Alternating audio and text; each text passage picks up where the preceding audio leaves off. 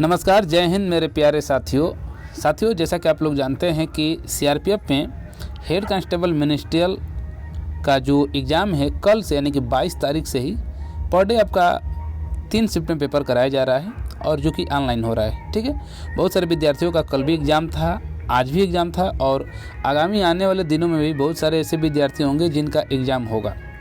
तो हम लोग पर डे जो पेपर हो रहा है इस समय, उसमें जो आपका जनरल एप्टीट्यूड में जो आपका जीके जीएस से जितने भी क्वेश्चन पूछे जा रहे हैं, सारे क्वेश्चन आप ही के बीच जो भी स्टूडेंट जा रहे हैं एग्ज़ाम देने, उन्हीं के द्वारा बताया जाता है और उन्हीं प्रश्नों का हम लोग एनालिसिस पर डे देखते हैं।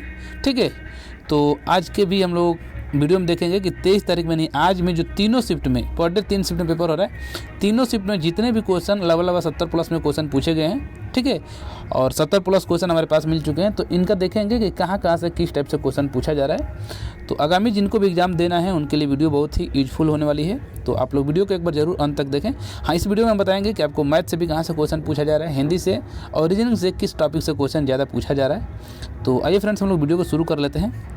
तो देखिए, सबसे पहले आपका देखेंगे ये आपका फर्स्ट शिफ्ट का पेपर है। फर्स्ट शिफ्ट में जो आपका सबसे पहला क्वेश्चन जो पूछा गया था, ये पूछा गया था कि 1915 में, ठीक है, गांधी जी जब भारत लौटे थे तो उस समय उनकी उम्र क्या थी, ये पहला क्वेश्चन था। तो जो 1915 में जब गांधी जी भारत लौटे थे तो उस समय जो उनकी उम्र थी 45 यानी कि 45 वर्ष थी। ओके, दूसरा क्वेश्चन था कि अखिल भारतीय मुस्लिम लीग की स्थापना किस शहर में हुई थी, तो इसका जो आंसर होगा वो होगा आपका ढाका में।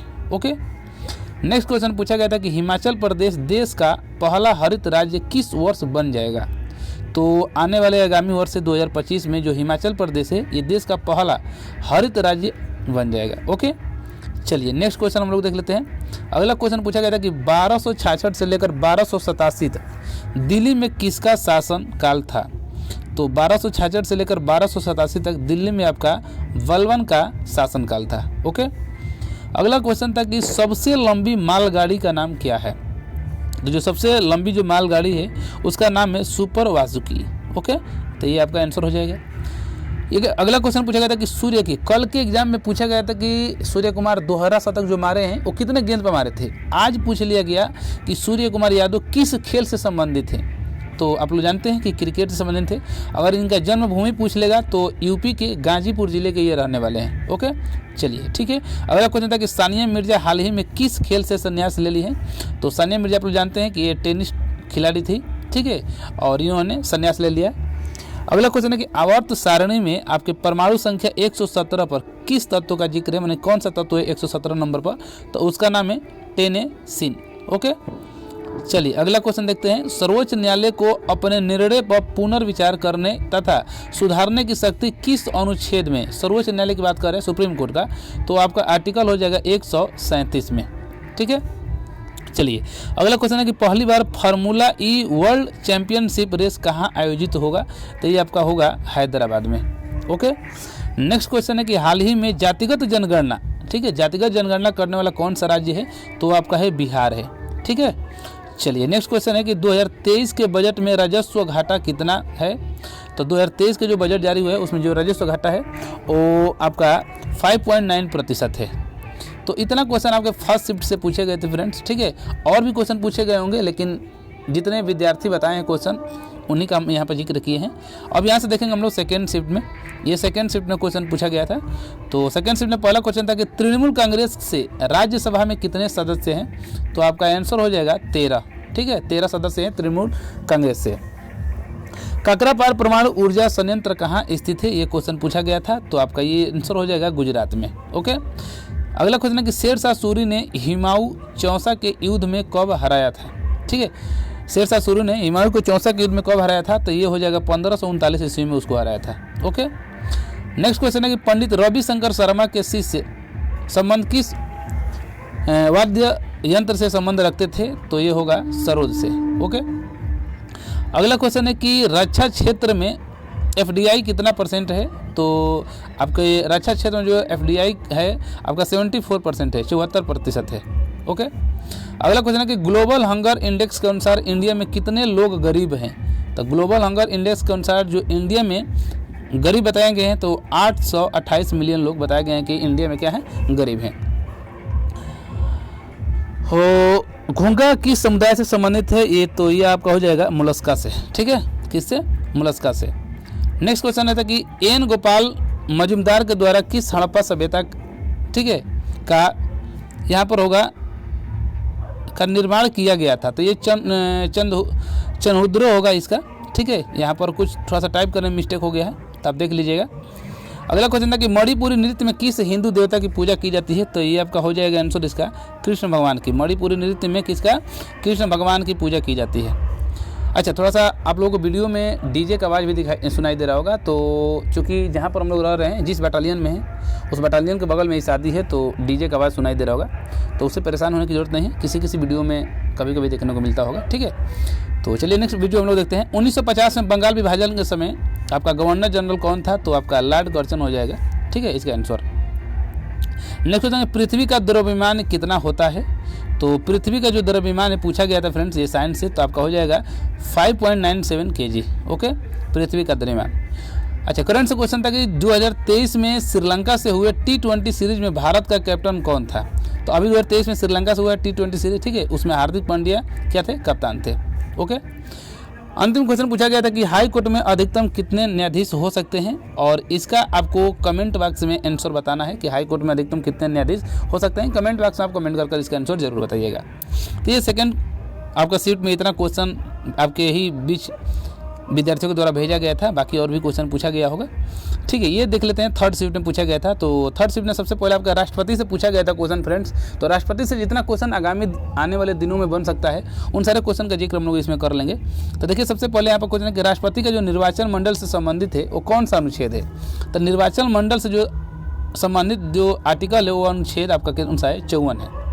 आगामी आने वाले दिनों में पूछ सकता है कि राष्ट्रपति संबंधित अनुच्छेद कहाँ से कहाँ तक है, तो आप बताएंगे 52 से लेकर 61 तक, जिसमें राष्ट्रपति का जो पद है वो 52 में है, और राष्ट्रपति पर जो महाभियोग लगाने की प्रक्रिया है आर्टिकल 61 से है। ये भी पूछा जा सकता है कि तीनों सेनाओं के प्रमुख कौन होता है, तो इसका आंसर क्या हो जाएगा, राष्ट्रपति होगा, ओके। अच्छा, ये भी क्वेश्चन पूछा जा सकता है कि राष्ट्रपति जो क्षमा दान करता है किस आर्टिकल के अनुसार, तो आप क्या बताएंगे, 72 के अनुसार राष्ट्रपति जो होता है क्षमा दान देता है, ओके। चलिए, राष्ट्रपति का अध्यादेश जारी करने का कौन सा आर्टिकल में बात की गई है, तो राष्ट्रपति जो अध्यादेश जारी करता है आर्टिकल 123 के अनुसार, ठीक है। नेक्स्ट क्वेश्चन है कि राष्ट्रपति तीनों सेनाओं के प्रमुख होता बता ही चुके हैं, क्षमादान हो चुका है, ये भी अध्यादेश हो चुका है। अच्छा, एक क्वेश्चन है कि राष्ट्रपति के द्वारा लोकसभा को भंग करने का नाम से, ठीक है, ये आप देख सकते हैं कि राष्ट्रपति जो है लोकसभा को भंग कर सकता है, ओके। चलिए, अगला क्वेश्चन पूछा गया था कि केनरा बैंक में किस बैंक का विलय किया गया है, तो केनरा बैंक में आपका जो इसका आंसर हो जाएगा सिंडिकेट होगा, ओके। देखिए, सिंडिकेट बैंक होगा। केनरा बैंक में आपका जो केनरा बैंक है, इसमें आपका कौन सा बैंक को विलय किया गया था, तो इसका आंसर हो जाएगा सिंडिकेट बैंक का, ओके। थोड़ा सा और देख लेते हैं हम लोग। पंजाब नेशनल बैंक में, देखिए यहाँ से आगे आने वाले दिनों में पूछा जा सकता है कि पंजाब नेशनल बैंक में कौन कौन से बैंक का विलय किया गया है, तो oriental bank of commerce, United bank, okay. Vijaya bank और देना बैंक का विलय किसमें, बैंक ऑफ बड़ौदा में, ओके। पूछा जा सकता है कि बैंक ऑफ बड़ौदा में कौन कौन से बैंक का विलय किया गया है, तो बताएंगे विजया बैंक और देना बैंक का।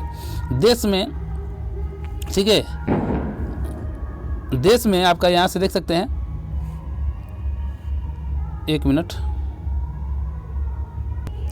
ठीक है। तो देश में आपका सार्वजनिक क्षेत्र के मात्र 12 ही और बैंक शेष इस समय बचे हुए हैं। सबसे बड़ा का अगर बैंक पूछता है तो आप क्या बताएंगे, स्टेट बैंक ऑफ इंडिया ही बताएंगे, ओके। शाह कुली खां का मकबरा कहाँ स्थित है, तो इसका आंसर हो जाएगा कि हरियाणा में स्थित है शाह कुली खान का मकबरा, ओके। चलिए, नेक्स्ट क्वेश्चन है कि सबसे बड़ा बैंक स्टेट बैंक, अच्छा ये चीज़ हो गया, ऊपर बता दिए। मोहिद्दीन चिश्ती का दरगाह कहाँ पर है, ये पूछा जा सकता है, तो ये आपका होगा अजमेर में, ओके। तो यहाँ पर एक पूछा था काकोरी हत्याकांड, तो काकोरी हत्याकांड 1925 ईस्वी में, ठीक है। 1925 चंद्रशेखर आज़ाद की जो मृत्यु 1929, और चंद्रशेखर आज़ाद की जो मृत्यु थी 27 फरवरी 1931 को हुई थी, ओके। चलिए, नेक्स्ट हम लोग देख लेते हैं सबसे अधिक किस केंद्र शासित प्रदेश का लिंगानुपात है, तो यहाँ से आप डायग्राम ही देख सकते हैं। तो सबसे अधिक अगर आपका लिंगानुपात सर्वाधिक पूछा है तो क्या बताएंगे, पुडुचेरी बताएंगे, ओके। अनु रानी ने 18 वर्ल्ड एथलेटिक्स चैंपियनशिप 2022 में कितने मीटर, ठीक है, भाला फेंकी है, तो इसका जो आंसर होगा 61.12 मीटर, ओके। चलिए, लकड़ी से बना हुआ कौन सा यंत्र जो कर्नाटक में बजाया जाता है, तो उसका जो नाम है आपका तंबूरा है, ओके। ये क्वेश्चन भी पूछा गया था थर्ड शिफ्ट में। तो जो क्वेश्चन आपके बीच विद्यार्थियों के द्वारा बताया गया है वो क्वेश्चन हम यहाँ पर जिक्र किए हैं। और भी ऐसे क्वेश्चन होंगे जो कि नहीं बता पाते हैं स्टूडेंट, तो उसका जिक्र नहीं किया गया है। एक चीज़ और बता दें कि आपका हिंदी में, ठीक है, हिंदी में आपका पैसे से बता रहे हैं विद्यार्थी कि 5 से 6 क्वेश्चन आपके हिंदी में पैसे से पूछा जा रहा है। और हिंदी में आपका ग्रामर से ही क्वेश्चन पूछा जा रहा है और बहुत ज़्यादा हार्ड नहीं आ रहा है। हिंदी में बहुत ही आसान क्वेश्चन है। शुद्धि अशुद्धि से कम 4 से 5 क्वेश्चन आपके शुद्धि अशुद्धि से पूछा जा रहा है। और शुद्धि अशुद्धि में आपका शब्द से भी आ रहे हैं और आपके सेंटेंस यानी कि वाक्य से भी आ रहे हैं। तो ये दोनों चीज़ को आप लोग देख लीजिएगा, ठीक है। और आज आपको बता रहे थे विद्यार्थी कि संधि समास से भी क्वेश्चन पूछा गया था, जबकि कल नहीं पूछा गया था।